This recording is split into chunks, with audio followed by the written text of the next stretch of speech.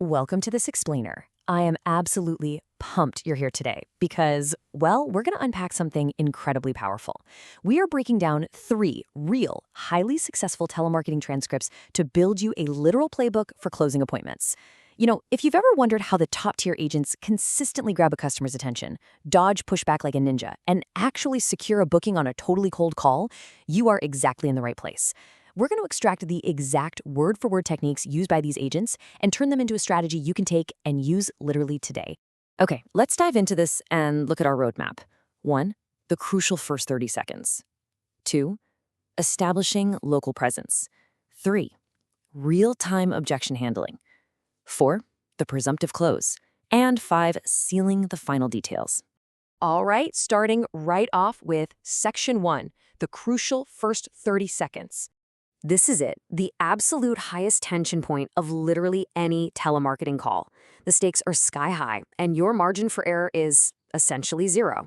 So, how do you actually survive those first 30 seconds? Think about your own strategy for a second. When someone picks up a call from an unknown number, their guard is instantly up. They are actively hunting for a reason to just hang up on you. So how do you flip that switch from totally defensive to suddenly curious? Let's take a look at how one of our agents, Kelsey, pulled this off. Just look at the sheer density of value packed into Kelsey's opening sentence. When she gets the prospect Lucas on the line, she doesn't mess around with unnecessary fluff. Right after a quick intro, she drops this brilliant hook. We provide free estimate, no obligation, 20% discount. Think about the psychology going on right there. In just a handful of words, she completely neutralizes the financial risk by saying free estimate. She strips away the pressure with no obligation. And then boom, she adds immediate value by casually dropping a 20% discount.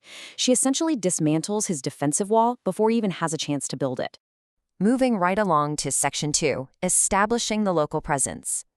So once you've managed to survive that initial 30-second gauntlet, you've got to build instant relevance and trust. And the absolute fastest way to do that? Local presence.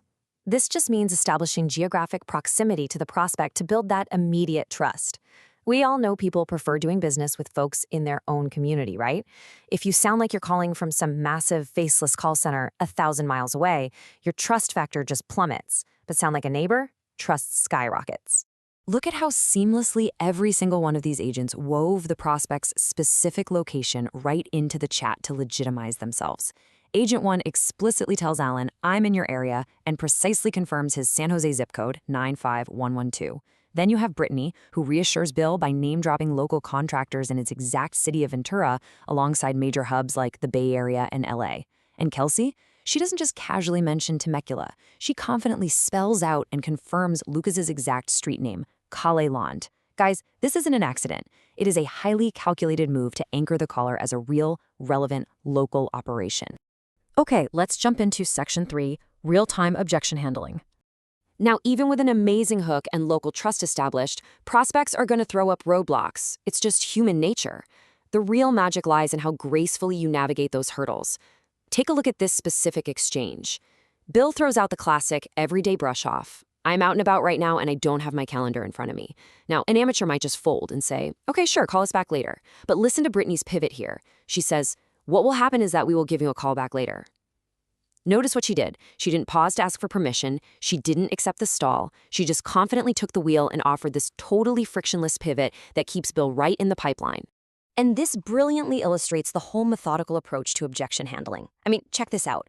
Alan is literally about to book a Friday slot when his wife yells out in the background, "No, wait a minute. My wife says no." The agent doesn't freak out. They just smoothly pivot and propose Sunday or Monday.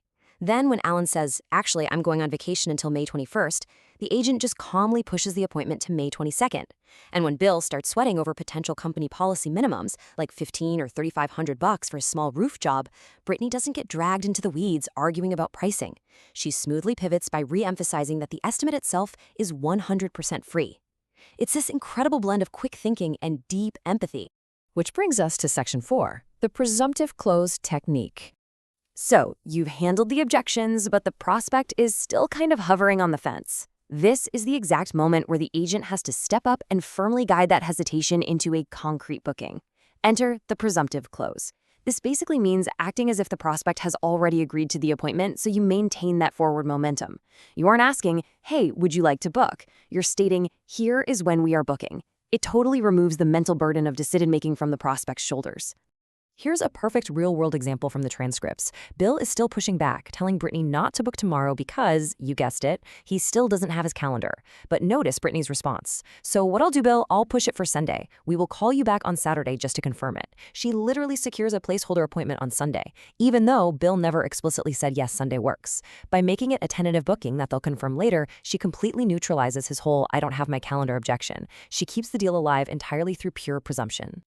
And finally, Section 5, sealing the final details.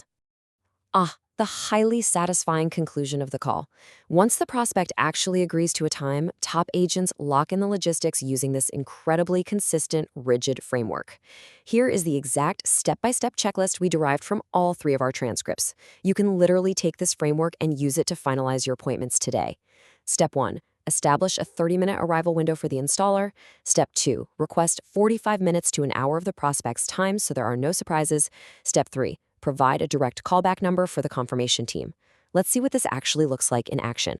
Look at Kelsey executing those first 2 steps flawlessly. She tells Lucas, who, by the way, just wants to replace a 10-foot wooden fence, please allow the installer a 30 minutes window for arrival, just to consider any traffic, need 45 minutes to an hour of your time to make sure they've gone through everything. By setting these specific boundaries, she's actively managing his expectations while building immense professional credibility.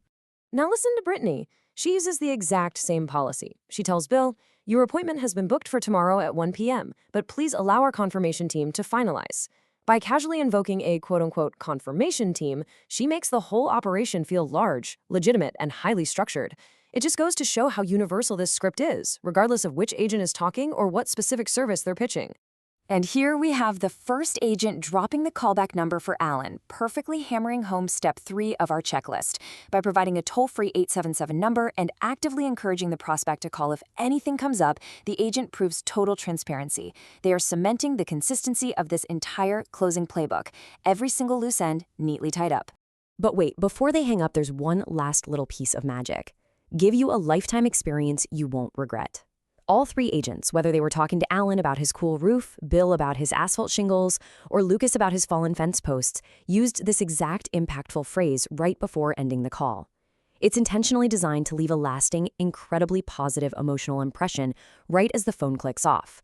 Honestly, it's the ultimate bow on a perfectly structured cold call. Which brings us to our final takeaway, and a question I want you to really ponder. Are you ready to script your own 30-second hook? We've just seen the raw power of immediate value, the absolute necessity of local presence, the art of the presumptive close, and that perfect logistical sign-off.